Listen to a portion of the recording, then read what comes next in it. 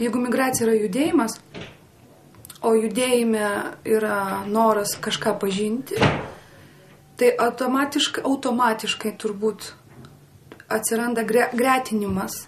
Tu kažkur judėdamas, tu matai, o pas mus, o tenai, ir tu matai tos skirtumus kultūrinius, kurie iš tikrųjų tave inspiruoja, įkvepia, savo permąstyti tam tikrus dalykus. Migruoja viskas aplinkui, kas tik tai yra įmanoma. Duomenys, migruoja paukščiai, žmonės. Išvažiuoju iš Vilniaus į Ventės Ragą, tarkim, susitikti ir pakalbėti apie ką nors. Galim kalbėti ir Vilnių iš esmės. Aš išvažiavau iš Lietuvos 90 metais lapkričio 4 dieną. Turbūt šitos datos ilgai nepamiršiu. Po to, kai 4 kartus bandžiau stoti Vilniaus dailės akademiją ir ten paprasčiausiai manęs nepriėmė. O aš jau 17 metai esu Lenkijoje ir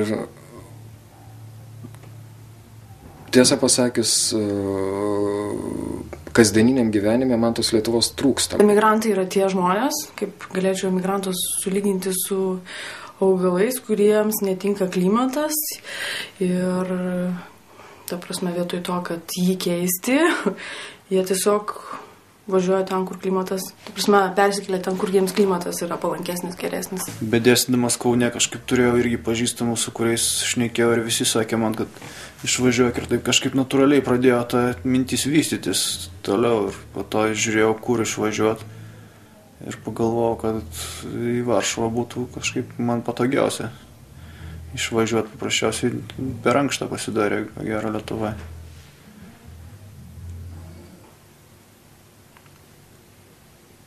Emigruoti yra skaudu, o migruoti yra jėga. Migracija, mano manymu, tai yra labai svarbi evoliucijos dalis, viena iš svarbesnių.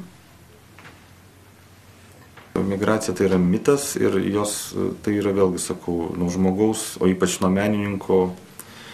Jeigu žmogus yra laisvas, ypač menininkas, tai jis jokios migracijos nedaro ir jisai laisvas visur yra. Įsivaizduoju, migracija gali būti dėl dešros gabalo, dėl duonos gabalo ir dėl savirealizacijos, ta prasme, kažkokios, tai ta prasme, žmonės, kurie migruoja iš Afrikos į Ameriką dėl duonos gabalo, nes jie badauja, ten lietuviai migruoja į Ispaniją rinkti pomidorų ir ten, nežinau, apelsinų dėl dešros didesnio gabalo. O, nežinau, galbūt kai kurie lietuviai ar menininkai migruoja dėl savirealizacijos didesnės.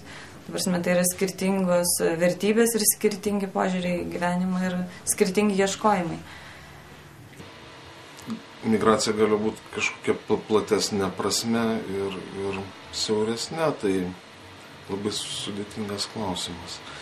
Ir nelabai galiu pasakyti kažkokią asmeninę patirtimi šitoje vietoje, kad nebuvau išvykęs labai ilgam kažkur ir labai toli.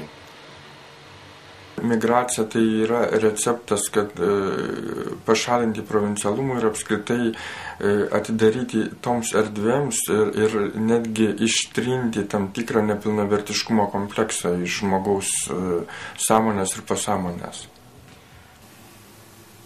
Migracija tai reiškia iš vienos pusės persikelti į kitą. Tiesiogiai sakant, tai iš tikrųjų daugiau nieko tame ir nėra. Iš vienos vietos persikeliant į kitą, tu susipažįsti su naujais žmonėm. Įgauni naujos informacijos, naujos erdvės atsiveria. Kodėl išvažiavau iš Lietuvos? Kad vadų per daug.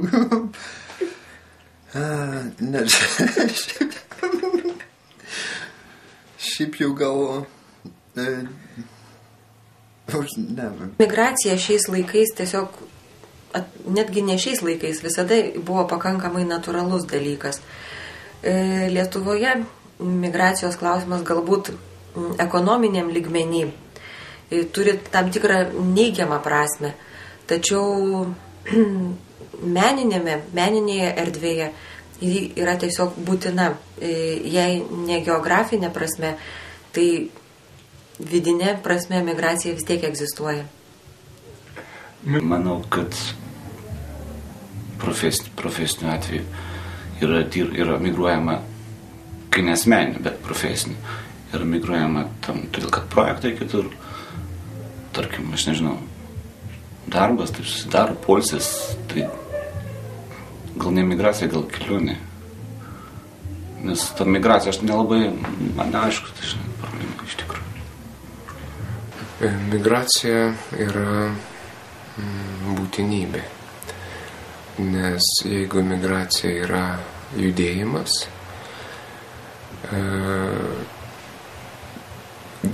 išgyvenimui apskritai yra reikalingas judėjimas, ir jeigu yra nejudama, yra stabilu, nejudėjimas būdingas negyvam pasauliui. Todėl judėjimas, migracija reiškia, tai yra būtina konstanta.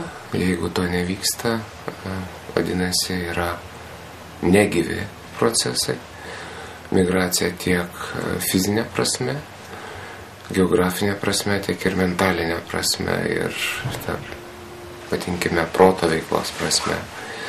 Bet koks sustojimas, nemigracija reiškia, griežtai labai kalbant, reiškia mirtį ir nieko nebuvimą.